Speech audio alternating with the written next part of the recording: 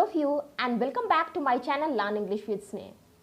I am Sneh Dhanetia, your English educator, is again here for you with a new session with an amazing topic, that is error detection. As I know, error detection is a phobia for most of you. And today what I'm going to explain you is how to get rid of this phobia, how to make it easy, how to understand and how to get errors easily in a sentence. Okay, so I request you all to watch this session completely. Otherwise, अगर आप इसे completely नहीं देखेंगे तो कहीं ना कहीं आप मिस करेंगे, और मिस करेंगे तो एरर्स को इजीली डिटेक्ट नहीं कर पाएंगे, क्योंकि चीज़ें लाइनअप होती हैं एक दूसरे से. ओके, तो ध्यान रखिएगा, ये सेशन में हम लोग रूल्स को नहीं सीखेंगे, हम इस सेशन में सेंटेंस के थ्रू चीज़ों को समझेंगे, सेंटेंस के थ्रू रूल्स को डिटेक्ट करना सीखेंगे. ओके, सेंटेंस को समझेंगे. सेंटेंस जब आपके सामने होता है तो एरर डिटेक्शन को कहीं ना कहीं एग्जाम में आपके लिए टफ होता है, तो वही टिपिकल चीज़ को हम इजी बनाने वाले हैं इस सेशन में. ओके, और please watch this video completely. I'm here with this session especially for those students who have exams in upcoming months. Okay, जिनके एग्ज़ाम अभी कमिंग डेट्स पे होने वाले हैं, उनके लिए ये सेशन ज़रूरी है. अदरवाइज़ इसके अलावा एक डिटेल सेशन हमारा चल रहा है. ओके, जिसमें अभी नाउन स्टार्ट हुआ है, तो जिसको 0 से स्टार्ट करना है वो वहाँ पे देखिएगा. अदरवाइज जो स्टूडेंट्स पहले से प्रिपरेशन कर रहे हैं वो स्टूडेंट्स इस सेशन के साथ जा सकते हैं. Okay, so let's start our today's session with this. Okay, just wait a minute. Okay, this is miscellaneous error detection, students. It's not from a single topic, because whenever you have a rule in front of you, it's easy for you to get an error. Okay, but whenever a sentence is in front of you, जब एक sentence आपके सामने होता है तो ये tough होता है आपके लिए एग्जाम्स में एरर निकालना. और यही एक टिपिकल चीज़ है कि most of the teachers are doing to learn things with rules. Okay, rules जरूरी हैं, नो डाउट कंसेप्ट जरूरी हैं, लेकिन प्रॉब्लम क्या होती है, अगर आपको रूल पता है तो आप क्या करते हो, एरर्स को उस रूल के बिहाफ पे सोचना स्टार्ट करते हो.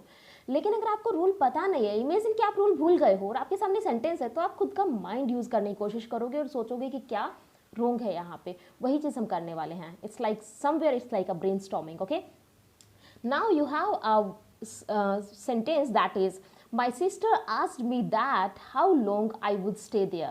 Okay, तो फर्स्ट सेंटेंस जो आपके सामने है उसमें सेंटेंस में सिंपली बोला गया है कि मेरी सिस्टर ने मुझसे पूछा कि तुम कितने दिन और रुकोगी. दैट मीन्स तुम और कितने समय यहाँ रुकोगी. ओके, ये हमारा सेंटेंस है. एरर क्या है वो अभी देखने वाले हैं. तो एक चीज़ ध्यान रखिएगा, जब भी आपके सेंटेंस में इस तरह से सेंटेंस दिया होता है, देखिएगा सेंटेंस में, sentence is not an interrogative sentence, remember this thing. Okay, जब हम नरेशन में समझेंगे तो ये कॉन्सेप्ट आपको समझ में आ जाएगा. तो सेंटेंस में WH वर्ड हाउ गिवन है. ओके, और जब भी हाउ या कोई भी WH वर्ड आपको दिया होता है और उससे पहले दैट अगर गिवन है, तो remember that you need to remove that word, that. Okay, तो वो दैट को आपको रिमूव करना है उस सेंटेंस से, इतना याद रहेगा. Okay, let me explain you in detail. Okay, let's come to the board. Okay, listen students, whenever you have given any of the WH word in a sentence like when, how, why, everything, and just before that you have given that, अगर इसे just पहले आपको that दिया है तो उस that को आप सेंटेंस से क्या कर देंगे, रिमूव कर देंगे. ये चीज़ आपको ध्यान रखनी है. क्लियर है? इसके लिए हम कुछ और सेंटेंसेस भी डिस्कस करने वाले हैं. चलो चलते हैं कुछ सेंटेंसेस में. ओके, चलिए कुछ और एग्जाम्पल्स. रूल्स यहाँ पे मैंने गिवन पूरा रूल लिखा है. देखिएगा, हमने हाउ से पहले दैट को रिमूव किया है, और रूल हमारा क्या है कि whenever that is given just before, okay, इसको हम करेक्ट कर लेंगे बाद में, just before a WH word remove that from there as WH word is a conjunction. Okay, क्योंकि WH वर्ड भी कंजक्शन है और दैट भी कंजक्शन है. क्लियर है? वहाँ पे आप WH वर्ड को हटा के दैट नहीं कर सकते, अदरवाइज सेंटेंस का मीनिंग ही गड़बड़ हो जाएगा. क्लियर है? समझ में आ गया इतना? तो हम वहाँ से WH वर्ड से पहले जो दैट है उसको रिमूव करेंगे, क्योंकि हमें एक ही कंजक्शन चाहिए, दो कंजक्शन नहीं चाहिए. ओके, समझ में आ गया है? Now come to the next sentence that you have is this one. Okay, teacher made the boys to do the sum all over again. Teacher ने बच्चों को दोबारा से उन सबको करने के लिए, ऑल ओवर जितना भी सम था उसको दोबारा से करने के लिए बोला. तो इतना ध्यान रखिएगा इस सेंटेंस में हमें क्या करना है। आप सिंपली याद रखिएगा यहाँ पे एक वर्ब आया है made. Okay, first of all मैं आपको समझा देती हूँ, यहाँ पे एक वर्ब है दैट इज मेड, और जब भी मेड एक्टिव वॉइस में सेंटेंस में दिया होता है तो उसके बाद अगर अगेन वर्ब गिवन हो तो उस वर्ब में कभी भी आपको इन्फिनेटिव नहीं बनाना है, that should be bare infinitive, that means V1 without to. Okay, तो यहाँ पे टू डू नहीं होना चाहिए, there should be only do. Okay, let me explain this sentence. Okay,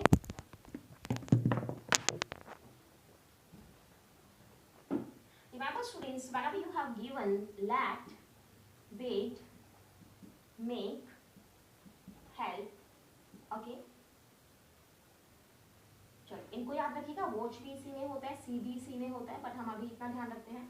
अगर कभी भी ये वर्ब्स आपको सेंटेंस में गिवन हैं तो आप एक बात जरूर याद रखिएगा कि उस सेंटेंस में आने वाली वर्ब के V1 के साथ आप कभी भी टू का यूज नहीं करेंगे। ओके, तो ध्यान रहेगा होपफुली ये चीज आपको।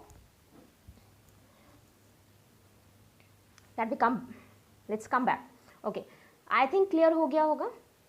चलिए अभी यहाँ से समझिएगा इस सेंटेंस में हमने क्या दिया है। मैंने आपको बताया है कि आप जब भी ये चीज़ें दी होती हैं, watch, make, help, bid, let, इस तरह के वर्ड्स जब भी आपको सेंटेंस में दिए हों तो आप केवल V1 का यूज़ करोगे, उनके बाद टू का यूज़ नहीं करोगे। इसीलिए हमने टू डू को रॉन्ग कर दिया और ओनली डू को करेक्ट कर दिया। समझ में आ गया होगा होपफुली। चलिए नेक्स्ट सेंटेंस देखते हैं। Next sentence you have is my father gave me a pair of binocular on my birthday. Hopefully ये सेंटेंस आप सबको पता है कि इस सेंटेंस में क्या एरर है। ओके, बट इसमें और किस तरह की एरर्स बन सकती हैं वो एक बार समझ लेते हैं। ओके, इस सेंटेंस में आप सबको पता है कि मैम बाइनोकुलर्स नहीं होता है, देयर शुड बी बिनोकुलर्स। ओके, क्योंकि ये एक प्लूरल वर्ड है, ये हमेशा ही एस के साथ गिवन होता है। ओके, सो इसको एक्सप्लेन करते हैं, थोड़ा सा बोर्ड पे चलते हैं।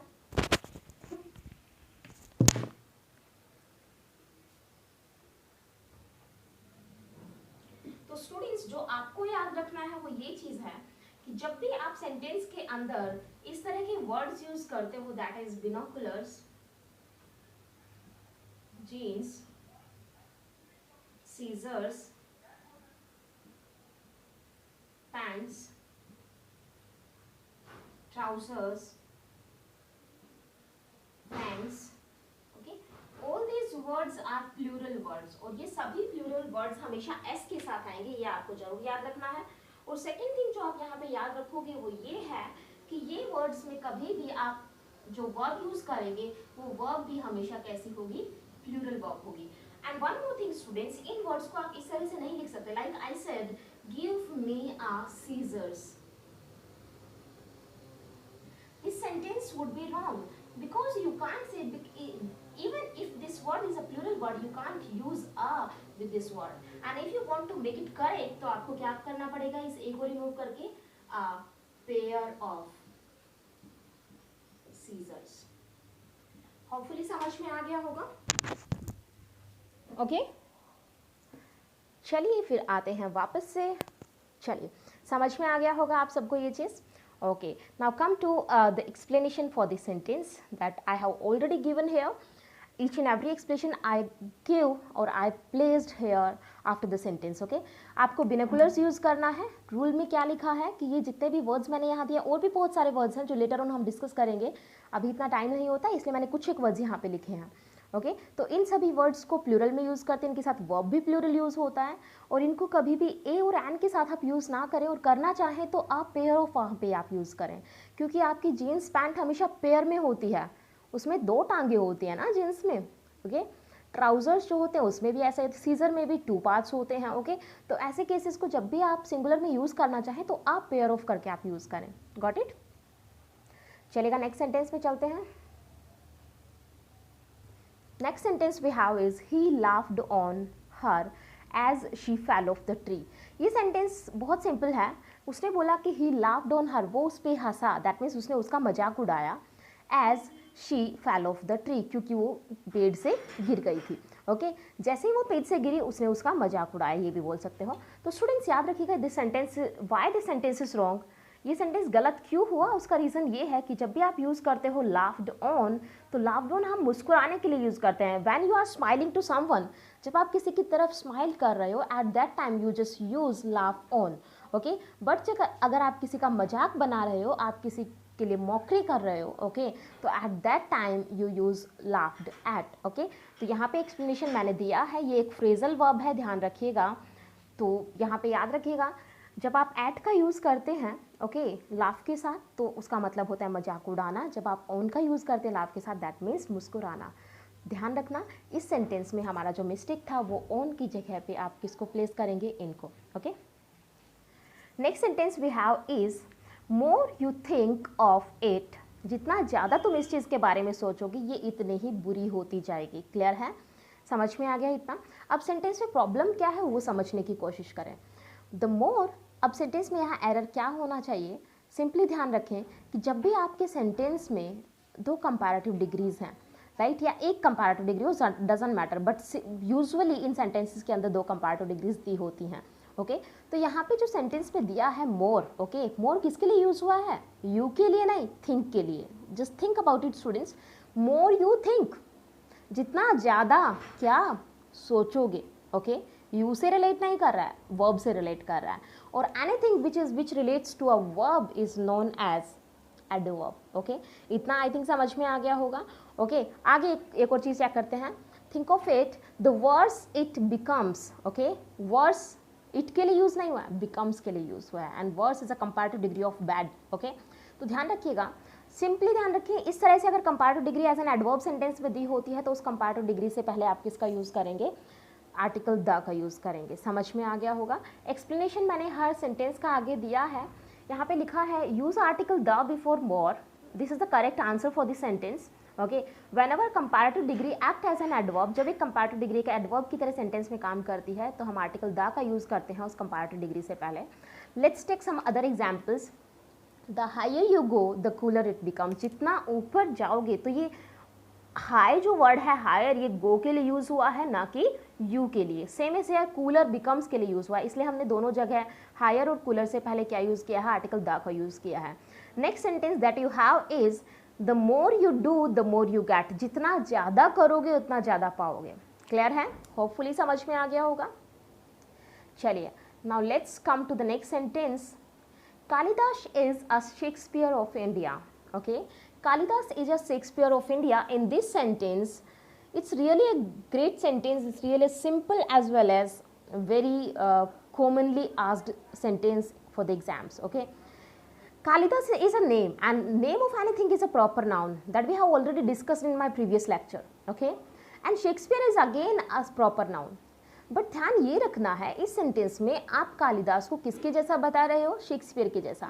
कहीं ना कहीं कालिदास की जो राइटिंग्स, सॉरी, शेक्सपियर की जो राइटिंग्स थी उन्हीं की जैसी राइटिंग्स किसकी हैं, कालिदास की। तो कहीं ना कहीं हम कालिदास की राइटिंग्स को कहीं किससे कंपेयर कर रहे हैं, शेक्सपियर से। तो ऐसा जब भी होता है तो जिससे कंपेयर किया जाए, जिसके जैसा बताया जाए, उससे पहले आप आर्टिकल द का यूज़ करोगे उस नाउन से पहले। तो यहाँ पे जो यूज़ होगा, कालिदास इज ए शेक्सपियर नहीं करेंगे, the Shakespeare of India, okay. इतना समझ में आ गया है, क्योंकि हमने उसको कंपेयर किया। वो शेक्सपियर कोई भी हो सकता है, लाइक हमें अभी पता है वो शेक्सपियर कौन है, but somebody who don't know about the Shakespeare, that means कोई स्पेशल वन है जिसको हम इससे कंपेयर कर रहे हैं। तो ए शेक्सपियर नहीं होगा, द शेक्सपियर होगा। समझ में आ गया है। When a proper noun act as a common noun, then we use article the before that noun. Simply ध्यान रखें, जब एक proper noun को common noun की तरह act करते हैं तो article the का हम use करते हैं, okay? The next sentence that we have is how many eggs and milk do you need? कि तुम्हें कितना दूध और कितने अंडे चाहिए। समझ में आ गया होगा, okay? In this sentence, what we have given is how many eggs, okay? Students ध्यान से समझिएगा, eggs are countable, आप काउंट कर सकते हैं 1 2 3 4 5 6, that's the reason you have placed many just before eggs, कि कितने eggs काउंट कर सकते हो। एंड मिल्क, अगर यहाँ पे मिल्क से पहले आप कुछ नहीं लगाते तो यहाँ पे ये कंसिडर करेगा many milk, how many milk, इसका मतलब ये निकलेगा। तो क्या मिल्क को आप काउंट कर सकते हो? No. If you have given a countable and an uncountable noun, then you need to place adjective according to both nouns, okay. ध्यान रखना इस चीज़ को। तो ये मिल्क के अकॉर्डिंग आप यूज़ करोगे कितना, तो आप कितने के लिए क्या यूज़ करोगे, how much milk, okay. Let's take an explanation for this sentence. Use how much before milk. Okay, समझ में आ गया होगा. Many is used with countable noun and much is used with uncountable noun. And the next sentence that we have is he gave me 2 papers to write an essay. अब paper भी एक uncountable noun है students. First of all आप उसके साथ ऐसे या ES नहीं लगा सकते हो. ओके, तो आपको ऐसे या ईएस यहाँ से पेपर्स का पेपर करना पड़ेगा. दूसरी चीज़, आप यहाँ पे 2 बोलना चाह रहे हो, दैट मीन्स आपको कहीं ना कहीं पेपर 2 मिले हैं, लेकिन हम इसको डायरेक्टली ऐसे नहीं बोल सकते. तो आप एक अनकाउंटेबल को जब काउंटेबल बनाते हो तो उससे पहले कुछ वर्ड्स या कुछ फ्रेज आपको ऐड ऑन करना होता है उसको काउंटेबल बनाने के लिए. ओके, तो आप क्या यूज़ करोगे? He gave me 2 sheets of paper. Okay, या 2 पीसेज ऑफ पेपर भी बोल सकते हो, 2 शीट्स ऑफ पेपर भी बोल सकते हो, of paper not papers, to write an ऐसे. समझ में आ गया है? आई थिंक एक्सप्लेनेशन मैंने वहाँ दिया है, उसे आप देख सकते हैं बाद में. ओके, ये देखिएगा. Papers is a plural countable noun if it act as documents. एक चीज़ और ध्यान रखिए, पेपर्स कभी भी अगर आप यूज़ करते हो तो उसका मीनिंग वहाँ पे दस्तावेज होना चाहिए, और अगर उसका मीनिंग वहाँ पे डॉक्यूमेंट्स नहीं है तो दैट मीन्स वो पेपर्स नहीं पेपर होगा. पेपर का यूज़ कागज़ के सेंस में करते हैं. ओके, और that will be uncountable. Next sentence देखते हैं. I insisted on his going there immediately. मैंने उसे इमीडिएटली जाने के लिए इंसिस्ट किया. ओके, तो सेंटेंस में स्टूडेंट्स यहाँ पे जो चीज़ आपको ध्यान रखनी है वो सिर्फ ये ध्यान रखनी है कि इंसिस्ट एक वर्ब है, और इंसिस्ट के साथ जो फ्रेजल प्रपोजिशन जो यूज़ होती है that is on. Okay, and already वो वहाँ पे दी गई है. एंड दूसरा चीज़ एक और ध्यान रखना है, जब भी आपको आईएनजी फॉर्म दी जाए और उससे पहले कोई भी प्रोनाउन आपको दिख रहा है, देखिएगा आप हिज को प्रोनाउन मानते हैं, हिज प्रोनाउन है भी. ओके, तो यहाँ पे अगर हिम दिया हो या ही दिया हो तो आप उसे हिज में चेंज करेंगे, क्योंकि वहाँ पॉजेसिव एडजेक्टिव यूज़ होता है. तो गोइंग से पहले किसी भी आईएनजी वर्ब की फॉर्म से पहले आप पॉजेसिव एडजेक्टिव यूज़ करते हो, like my, our, your, his, her. Okay, but pronouns, other pronouns में आप नहीं जाएंगे. नेक्स्ट देखिएगा, next sentence that you have, इसका एक्सप्लेनेशन मैंने दिया है, इसमें सेंटेंस में कोई एरर नहीं है, बस आपको सिंपली ध्यान रखना है ये फ्रेजल वर्ब है इंसिस्ट ऑन. इंसिस्ट के साथ हमेशा ही ऑन लगता है, चाहे इंसिस्ट किसी भी वर्ब की फॉर्म में हो. Okay, next sentence you have is they have played a game last week. Okay, तो ध्यान रखना कि जब भी आपको सेंटेंस में last week, last month, last date कुछ भी दिया हो, last night, okay, last year, okay, 2 year ago, okay, yesterday, इस तरह की वर्ड्स जब भी सेंटेंस में दिए होते हैं that means your sentence is in simple past tense. और सिंपल पास्ट में हमेशा second form of verb use होता है after subject. Okay, that means subject plus second form of verb plus object. समझ में आ गया होगा होपफुली. तो यहाँ पे सेंटेंस में प्रॉब्लम ये है कि हैव प्लेड गिवन है, और हैव प्लेड नहीं होना चाहिए because it shows a present tense, और बनाना हमें पास्ट टेंस है और सिंपल पास्ट. तो आप इसे हैड प्लेड भी नहीं करेंगे, क्योंकि सेंटेंस में लास्ट वीक, लास्ट, येस्टरडे, अगो हमेशा सिंपल पास्ट को प्रेफर करते हैं. तो आप सेंटेंस में क्या करेंगे? He played a game last week. I think you got it. Okay, just come here. Have played is wrong and placed is correct according to the sentence, because whenever you have given last, ago, yesterday in the sentence, always use simple past in that sentence, because simple past is always followed by second form of verb. Okay, now come to the next and the last sentence of the day, that is he did nothing else than play. कि उसने खेलने के अलावा कुछ नहीं किया. समझ में आ गया है? ओके, तो he did nothing else than play. Sentence is wrong because you have given but just after else. जब भी आपको else दिया होता है तो else का पेयरिंग हमेशा but से बनता है. It's a conjunction. ओके, ये कंजक्शन का पेयर है. लाइक ईदर के साथ और आता है आपका, नीदर के साथ नोर आता है, वैसे ही else के साथ हमेशा but आता है. ओके, जब भी आप दो चीज़ों को कंपेयर करते हैं तो else हमेशा but को यूज़ करेगा. क्लियर है? तो ध्यान रखिएगा, यहाँ पे कुछ एग्जाम्पल्स मैंने गिवन आपके से लिए रखे हैं. else is always paired with but. And again come to one more example, that is I have nothing else but study. मेरे पास पढ़ने के अलावा और कुछ नहीं है. I insist that you tell me. Okay, मैं इंसिस्ट करता हूँ, मैं इंसिस्ट करता हूँ कि तुम्हें मुझे बताना है, कि तुम मुझे बताओ. मैं उसे इंसिस्ट करता हूँ कि तुम मुझे बताओ नथिंग बट द ट्रुथ. मुझे और कुछ नहीं पूछना, मुझे और कुछ नहीं जानना ट्रुथ के अलावा. ओके, सो समझ में आ गया होगा students. Okay, and these are very simple errors. Day by day, whenever you come to this session, whenever we go to some more series, some more lectures on this session, of error detection, things will be getting tough. Okay, so if you like this video and if you think that this lesson is somewhere helpful for your preparation, so please don't forget to like, subscribe and share this video. Okay, thank you very much for the day. Thank you very much. Stay safe and stay your homes. Okay.